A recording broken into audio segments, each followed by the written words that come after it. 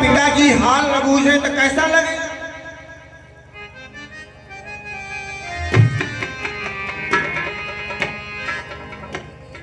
पिताजी ने हाल चाल नहीं बूझा और इनकी माता भी बेचारी क्या करें, जब पिता गुस्सा होगा तो माता भी गुस्सा होगी।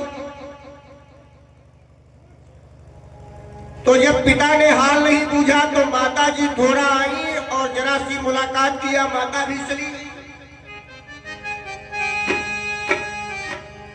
और इनकी जो 59 बहनी बैठी है सजी धजी हुई, वो सब हंसने लगे। यही देखो दीदी आई है, इनके कुछ जरूरत ही नहीं, ऐसा भेष धारण करके।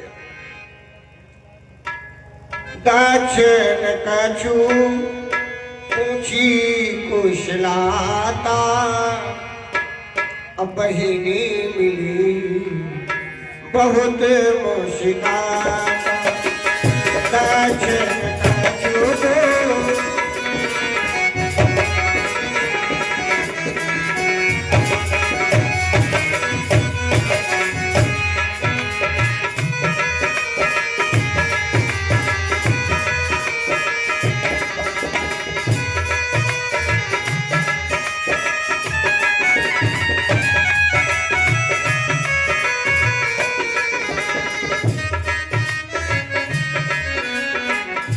पिताजी ने हाल नहीं बूझा। सादर भले ही मिली एक माता, सती मिलोगी जरे सब माता।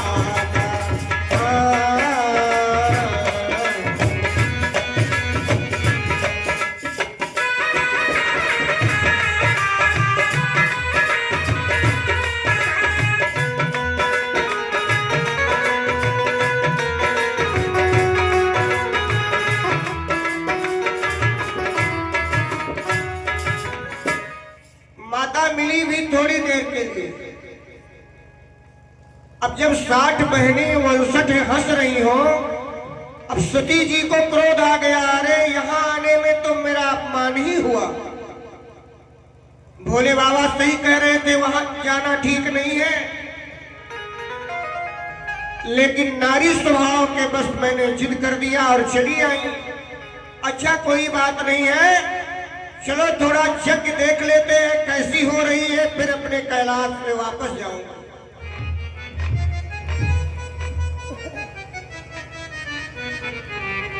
तो माता जी ने जब यज्ञशाला की तरफ निगाह किया, दौड़ करके गई तो यज्ञ मंडप में कहीं शंकर जी की पूजा ही नहीं हुई। और भैया बहनों, जिस यज्ञ में शंकर जी की रुद्र की पूजा नहीं होगी वो तो यज्ञ सफल हो ही नहीं सकता।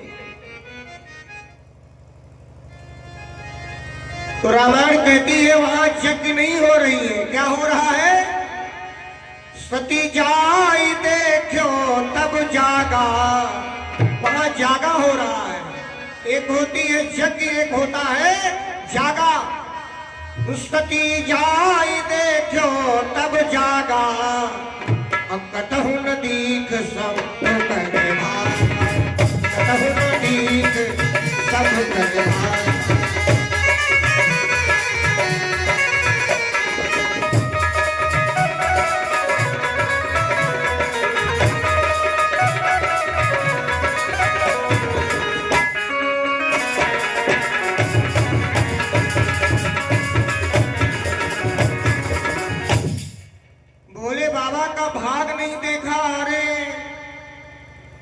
मेरा अपमान हुआ तो कोई बात नहीं, मेरे स्वामी का अपमान, देवाधिदेव भोले बाबा का अपमान करने वालों का संहार होना निश्चित।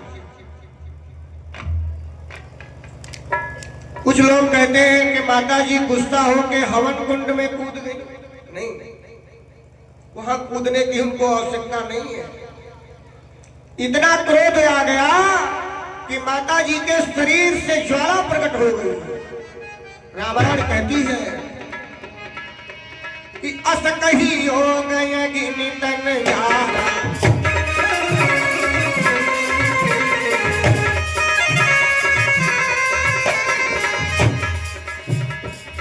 अस कही हो गए गिन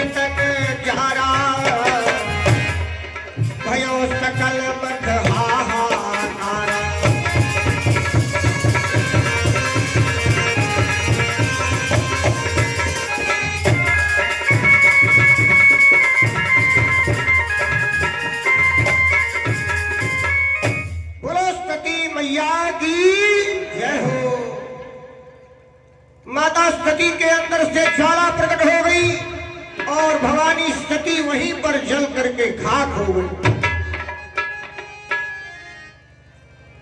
अब भैया जो दुईठे गढ़ गए थे शंकर जी के, वो वापस आ गए। हमका लागत भोले बाबा यह खातिर भेजबे की न कि जाओ जल्दी पता दो। तो शंकर जी के रुद्रगढ़ भागते आए। भोले बाबा गजब हो गया। भोले बाबा ने कहा क्या गजब हो गया? अरे कहा माता जी जल करके खाक हो गए। भोले बाबा हंसे बड़ी जोर से। अच्छा एक बात बताओ, किसी को पता मिल जाए कि तुम्हारी पत्नी जल गई है तो हंसेगा भला? उसे तो रोवाई आएगी। भोले बाबा प्रसन्न है। क्यों? भोले बाबा इसलिए प्रसन्न है कि देवी जी एक बार मर गई है, अब जन्म होगा तो मेरी दोबारा शादी हो जाएगी। खुश हो गए। लेकिन कुछ देर बाद क्रोध भी आ गया, क्योंकि प्रजापति की जड़ता देख करके भोलेनाथ गुस्सा हो गए। अच्छा तो इसका मतलब तुम हमें चैलेंज दे रहे हो? ठीक है। और बस गुस्सा आई तो एक बाल तोड़ करके धरती पे पटक दिया, और जैसे वो बाल धरती पे गिरा तो एक राक्षस पैदा हो गया जिसका नाम है वीरभद्र।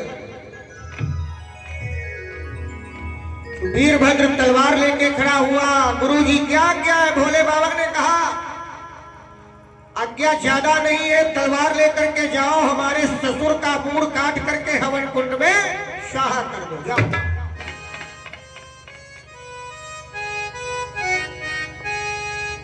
महाराज कहा एक बार हम सब बताए दो करना क्या क्या है? खाली ससुर का मूड़े काटना है, कुछ और भी? कहा जितनी यज्ञ मंडप में बेदियां बनी है सब बिगाड़ देना, जितने देवता आवाहित है सबको लातों से और हाथों से पीट देना, जितने साधु संत विद्वान आए हैं सबको भगा देना, यानी पूरी यज्ञ विध्वंस कर दो, जाओ। अब भैया वीरभद्र पहुंचे लेकर के तलवार, और प्रजापति पूर्णाहुति स्वाहा कर रहे हैं। मारा तलवार, शीश कट करके हवन कुंड में गिर गया।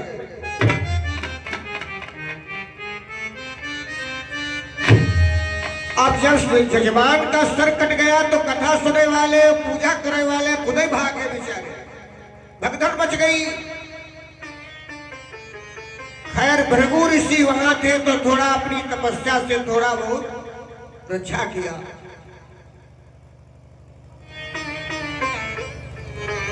साधु महात्मा भग गए, ऋतुज भग गए, आचार्य भगे, चारों तरफ से हाहाकार हो गया।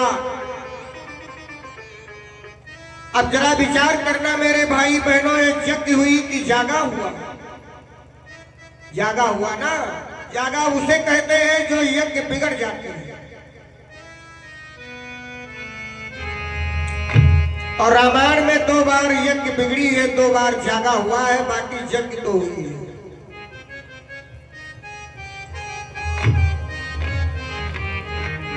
एक बार यज्ञ यहां बिगड़ी है जहां पे आप लोग कथा में पहुंचे हो। एक बार जागा लंका कांड में हुआ है, जब मेघनाद यज्ञ कर रहा था देवी निकुंबला मां की, तो विभीषण ने बताया था राम जी से कि यज्ञ नहीं कर रहा है, नाथ करे रावण यज्ञ जागा, नाथ करे रावण यज्ञ जागा।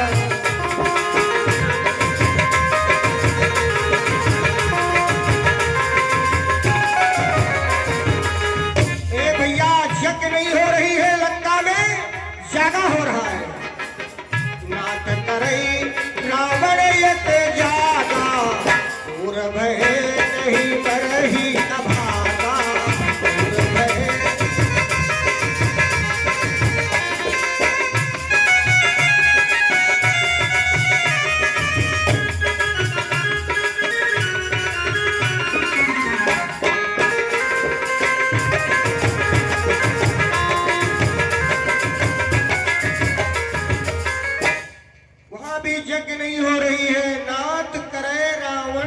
जागा, अब पूर्व भय नहीं मरे अभागा।